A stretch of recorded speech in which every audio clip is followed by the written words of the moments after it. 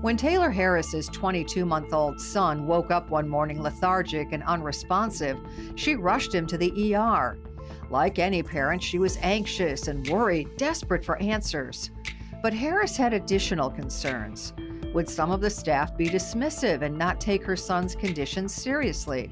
While this was in the past, she still today carries these worries when seeing a new healthcare provider. But why would a mom expect her child to be treated any differently by medical professionals? Well, because Harris is Black. She believes that implicit bias and racial discrimination exist even in the most highly rated healthcare settings.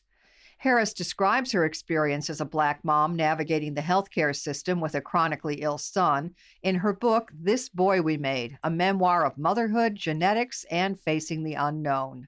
He has a history of sort of erratic, mostly low blood sugars that we first noticed when he was 22 months old. He woke up and was breathing and looking at us, but not really saying anything. And it turns out that his blood sugar was 27. Which is devastatingly low. When fasting, normal blood glucose levels range between 70 to 99 milligrams per deciliter. Harris and her husband would spend the next 7 years searching for answers as to why their son's blood sugar levels were dangerously erratic, dropping into the low 20s one day and spiking to 400 the next.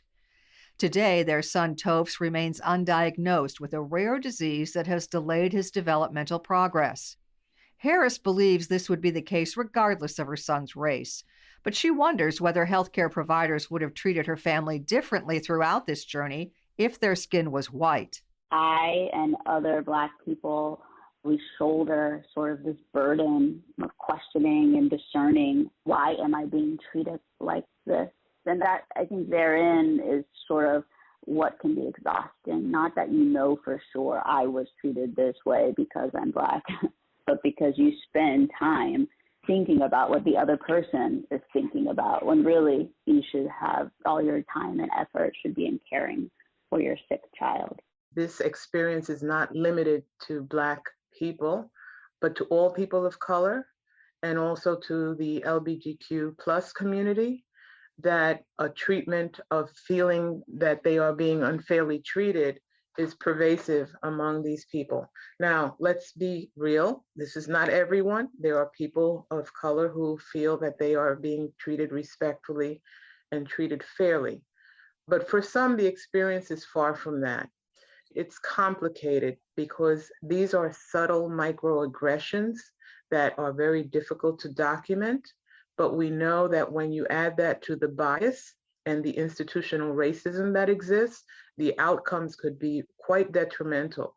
That's Dr. Anna Pujols McKee, Executive Vice President and Chief Medical Officer of the Joint Commission. She also serves as the organization's Chief Diversity, Equity, and Inclusion Officer.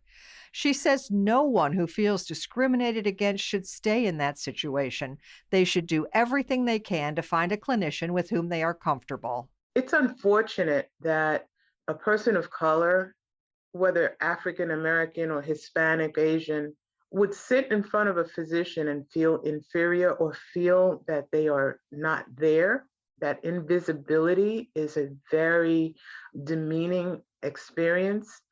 But we know it happens. We know it happens with great frequency. Since Harris's son had frequently needed to visit the ER, she would often call ahead to see which doctors were working the floor. We were advised whenever you go into the ER at UVA, make sure you tell them that you are an alum of UVA, that your husband is a professor at UVA. And so we still have to do those things, even if I don't leave saying, like I was treated poorly because I'm a Black woman.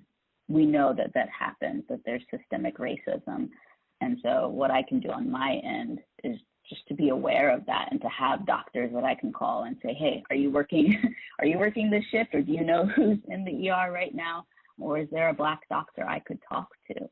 In 2003, the National Academy of Sciences published the book Unequal Treatment: Confronting Racial and Ethnic Disparities in Healthcare. It highlights cross-cultural education as a means to improve provider attitudes and behaviors toward people of color. Almost 20 years later, it appears little progress has been made.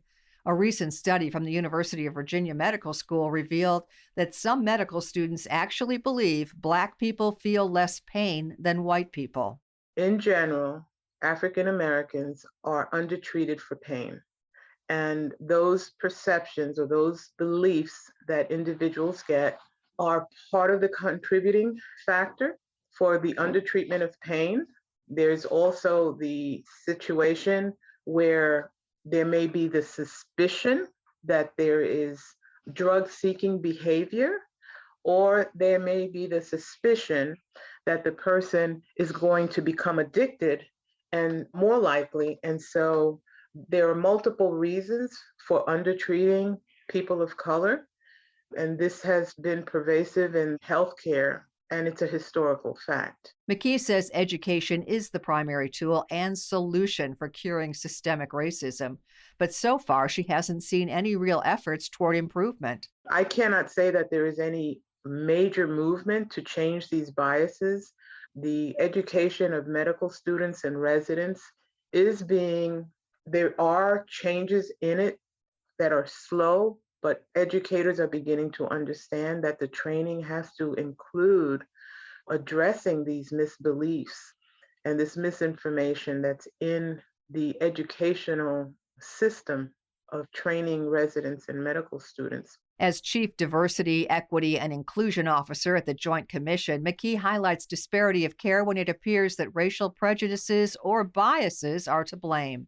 My goal is for healthcare leaders to see disparities as the quality and patient safety concern that they are, and that those disparate gaps are treated in the same way that any other adverse event or negative outcome would be treated in the organization.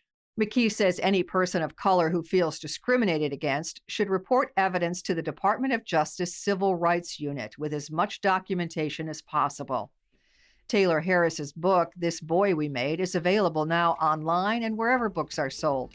You can learn more about both of our guests by visiting our website, radiohealthjournal.org. For more behind the scenes, search Radio Health Journal on Facebook, Twitter, and Instagram. Our writer-producer this week is Polly Hansen. Our lead producer is Kristen Farah. Our production manager is Jason Dickey. I'm Nancy Benson.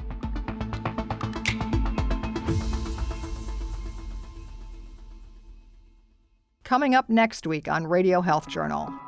There is a lot of competing information about what child maltreatment looked like during this time. How did the pandemic affect rates of child abuse? Then, are electric cars requiring lithium as environmentally friendly as we think?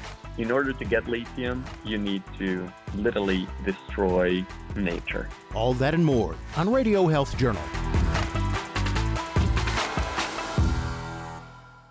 I'm Reed Pence, the producer and host of Radio Health Journal.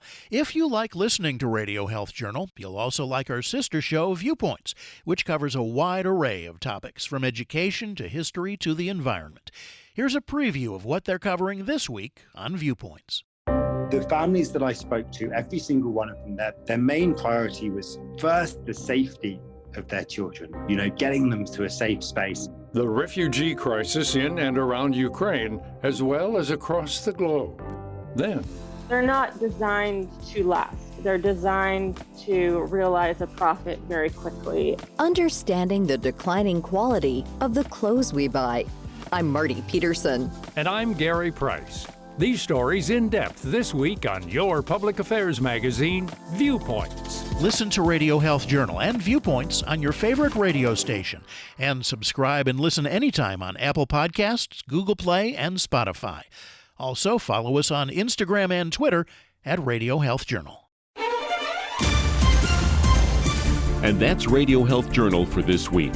Follow us on Twitter, Facebook, and Instagram to learn more.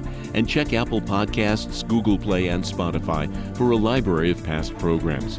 Plus, you'll always find previous segments and information about our guests at radiohealthjournal.org. Join us again next week for another edition of Radio Health Journal.